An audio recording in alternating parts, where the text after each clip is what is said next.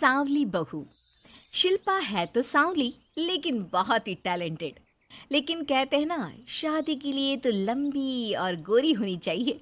शिल्पा, ये रिश्ता भी हाथ से गया। अरे कितनी बार कहा वो गोरी होने वाली क्रीम लगाया कर, लेकिन नहीं, किताब से सर खपाने से फुर्सत मिले तब ना। तू ही क्यों नहीं इसके लिए उपटन तैयार कर देती? शर्मा जी की बेटी का कम रेट में कितना अच्छा रिश्ता हुआ है। इसकी तो उम्र के साथ ही लड़के वालों की डिमांड भी बढ़ी जा रही है।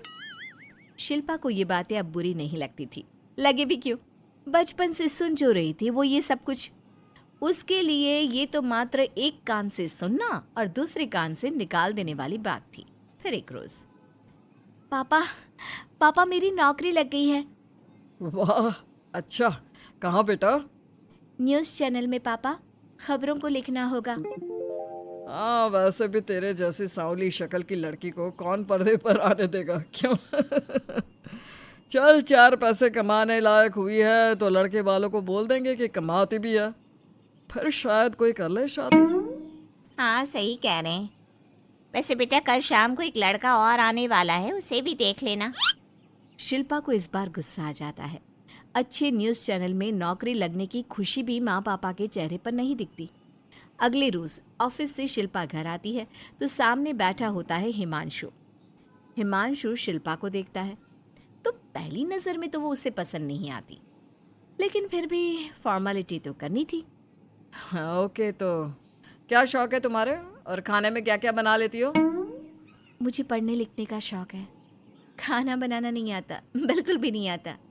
पर फिर भी क्योंकि ये रिवाज है कि बहू को खाना बनाना होता है तो थोड़ा बहुत बना लूँगी, लेकिन उतना ही वक्त किचन को दे पाऊँगी जितने में मेरा काम, मेरी नौकरी सफ़र ना हो। बाकी भूख तो तुमको भी लगती होगी, तो खाना बनाने की जिम्मेदारी दोनों की ही होगी, है ना? शिल्पा बोले जा रही थी, बोले जा रही थी। अब तक जिन लड़कियों से हिमांशु मिला था, शिल्पा उन सब से अलग थी। वो ऐसी ही तो लड़की चाहता था। शिल्पा से बात करने के बाद, ठीक है, फिर शादी 2 महीने बाद करेंगे। वो क्या है ना, खाना बनाना भी तो सीखना होगा ना। मुझे मंजूर है। शिल्पा को भी हिमांशु अच्छा लगने लगता है। दोनों की शादी हो जाती है, लेकिन शादी के बाद से ही हिमांशु का परिवार शिल्पा के रंग को लेकर कई बातें बनाता। क्या बात है हिमांशु, क्या कमी हो गई थी जो ऐसी काली सी बहू ले आया? काली काली तो नहीं है। हाँ, मेरी शिल्पा का रंग हल्का सांवला है। वैसे आप तो कृष्ण की भक्त हैं, जानती है ना, उनका रंग भी सांवला था। अब सांवले रंग के कृष्ण की पूजा, तो सांवली मेरी बीवी खराब कैसे? बात तो सही भी थी। क्यों सांवला रंग खराब माना जाता है? शिल्पा पति का तर्क सुन रही थी। थोड़ी देर के बाद, क्या बात है, शब्दों का जादू आ गया। क्या तर्क दिया आपने सांवले रंग के समर्थन में? तो क्या तुम ही पत्रकार हो? अरे तुम्हारा पति भी कम नहीं है। शिल्पा रोज एक नई तरक्की छू रही थी। कभी विदेश दौरा तो कभी बड़े बड़े लोगों का इंटरव्यू। एक दिन, सुनो, आज का दिन बहुत खास है, मैं मुख्यमंत्री जी का इंटरव्यू लेने जा रही हूँ। अरे वाह, क्या बात है, सही है यार। तभी ससुर आ जाते हैं। बहू, थोड़ा मेकअप भी कर लेना, वरना काली काली फोटो सब जगह आएगी। अरे हम तो शर्म के मारे किसी को दिखाते भी नहीं कि ये हमारी बहू है। न जाने क्या कमी थी। अरे वो शारदा दीदी की बहू देखो, कैसे मक्खन की तरह गोरी है। और नताशा, वो तो ऐसे लगता है जैसे भगवान ने दिल खोल कर रंग दिया है उसको। अरे माँ, आजकल रंग नहीं बुद्धि का जमाना है। हाँ, तो वो दोनों कहाँ पागल है, अच्छा खासा घर देख रही है। शिल्पा को ससुर की बात पर गुस्सा तो आता है, लेकिन वो मूड खराब नहीं करना चाहती। वो तो बस तैयारी करती है कि जल्दी से अच्छा सा मुख्यमंत्री का इंटरव्यू हो जाए और दुनिया देखे। होता भी यही है। शिल्पा जब शाम को घर आती है तो, अरे चाची, बुआ, फूफा जी, कैसे हैं आप सब? कैसे आना हुआ? शिल्पा को आसपास के लोग भी देख रहे थे। वो भी जानती थी कि उसने जो इंटरव्यू किया वो कितना वायरल हो रहा है। अरे बहू, बड़े लायक हो तुम, औरत होकर दुनिया की इतनी जानकारी। कितनी समझ है तुम्हारे अंदर। वाह वाह बहू, तुमने तो हम सबका सीना गर्व से चौड़ा कर दिया। सास ये सब देखकर सोच रही थी कि भाई ऐसा भी क्या हो गया, इन्होंने तो बहू को हीरो बना रखा है। मैंने तो शिल्पा को उसी दिन समझ लिया था जब पहली बार मिला था। मैं तो जान गया था कि ये लड़की अलग है। कितनी प्यारी आवाज़ है इसकी और समझ भी लाजवाब। तभी बुआ सास बोल पड़ती है। और एक हमारी बहू है, सारा दिन टिकली बिंदी पर ही लगी रहती है। अरे दीदी, न जाने कौन कौन सी क्रीम लगाती है, अब तो चेहरे पर फोड़े भी निकल गए।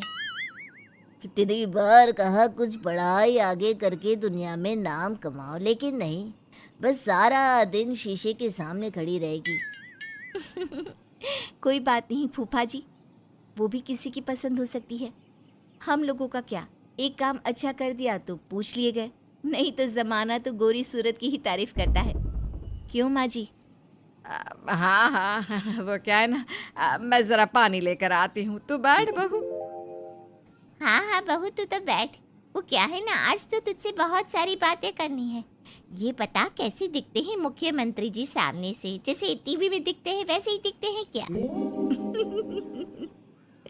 आए दिन लोग शिल्पा से मिलने आते, उसे अपने स्कूल या दूसरी जगह पर चीफ गेस्ट बनाते। ये सब देखकर पति तो खुश होता, लेकिन सुंदर बहू का सपना सास की आंख से उतर ही नहीं रहा था। फिर एक रोज, शिल्पा, पापा कहाँ है? माँ जमीन पर गिरी पड़ी है, वो बेहोश हो गई है। शिल्पा की सास को गंभीर बीमारी हो जाती है और फिर आप लोग अपनी माँ की किसी बात को मना ना करना, उनका दिल कमज़ोर हो चुका है। दिल में कोई बात लगेगी तो उनके हार्ट अटैक आने के चांसेस हैं, तो समझ रहे हैं ना? कुछ दिनों में ठीक होकर सास घर आ जाती है और फिर एक दिन, देख बेटा, मैं मरने से पहले एक सुंदर बहू का चेहरा देखना चाहती हूँ। अरे मैं नहीं चाहती कि तू इस काली कलूटी के साथ रहे, छोड़ दे इसे। अरे कल को तेरे बच्चे भी ऐसे काले पीले पैदा होंगे और फिर हमारा खानदान देखने लायक नहीं होगा। शिल्पा सुन रही थी, वो परेशान हो रही थी। वो सोचती है कि एक बार वो अपने पति से बात करके देखेगी। सुनिए ना, मुझे आपसे बात करनी है। मुझे भी शिल्पा, मैं माँ के बिना नहीं रह पाऊंगा, तुम समझ रही हो ना? शिल्पा को दुख होता है, लेकिन वो क्या करती। वो हिमांशु को तलाक देने का सोच लेती है और फिर शिल्पा, माँ की हालत फिर खराब हो रही है, क्या करूं? माँ को सबसे बड़े अस्पताल में भर्ती करना होगा। लेकिन वहां तो बेड के लिए बड़ी बड़ी सिफारिश करनी पड़ती है। हाय रे, मेरा मरना तय है, मैं मर न जाऊं, मुझे बचा ले बहू। शिल्पा को हैरानी होती है कि वो करे तो क्या करे। पर माँ जी, मैं कैसे? बेटा, मुख्यमंत्री जी से बात कर ले, उनसे बड़ी सिफारिश किसकी हो सकती है? तू बोलेगी तो शायद तेरी सास की जिंदगी बच जाएगी। शिल्पा सिफारिश से सास को बड़े अस्पताल में भर्ती करवा देती है, जहां लंबे समय बाद सास ठीक होती है। लेकिन इस बीच एक दिन भी शिल्पा उन्हें देखने नहीं जाती। सास जब घर आती है तो एक सुंदर सी लड़की उनका स्वागत करती है। ये कौन है और शिल्पा कहाँ है? मुझे तो मेरी बहू ही चाहिए। माँ, कैसी बात कर रही हो? तुम्ही ने कहा था ना कि शिल्पा काली है और तुम्हें काली बहू नहीं चाहिए। ये रीना है, तुम्हारी बहू। नहीं नहीं, मुझे माफ़ कर दो, मुझे तो मेरी शिल्पा बहू ही चाहिए। उसी के कारण आज मेरी जान बची है। मैं नहीं समझ पाई कि सुंदर शक्ल से ज़्यादा सुंदर दिल और आचरण होना चाहिए। लेकिन अब क्या, अब तो देर हो चुकी थी। हिमांशु भी जानता था कि आत्मसम्मान वाली शिल्पा अब उसकी जिंदगी में वापस नहीं आएगी। अब तो शिल्पा को वे लोग बड़े बड़े चैनल की स्क्रीन पर देखते और अफसोस करते। शिल्पा चाहती तो कभी तुम्हारे लिए सिफारिश नहीं करती। अब तो आसपास के लोग भी घर नहीं आते। लोगों को लगता है कि शिल्पा ने हम लोगों को छोड़ा क्योंकि हम उसके लायक नहीं थे। सही बोल रही है माँ, हम ही तो उसके लायक नहीं थे। शिल्पा जैसी समझदार, पढ़ी लिखी, दुनिया की समझ रखने वाली लड़की को मैंने छोड़ा, सिर्फ आपके कहने पर। अब ये गोरी लड़की आपकी बहू हो सकती है, लेकिन मेरी बीवी कभी नहीं। हिमांशु वहां से चला जाता है।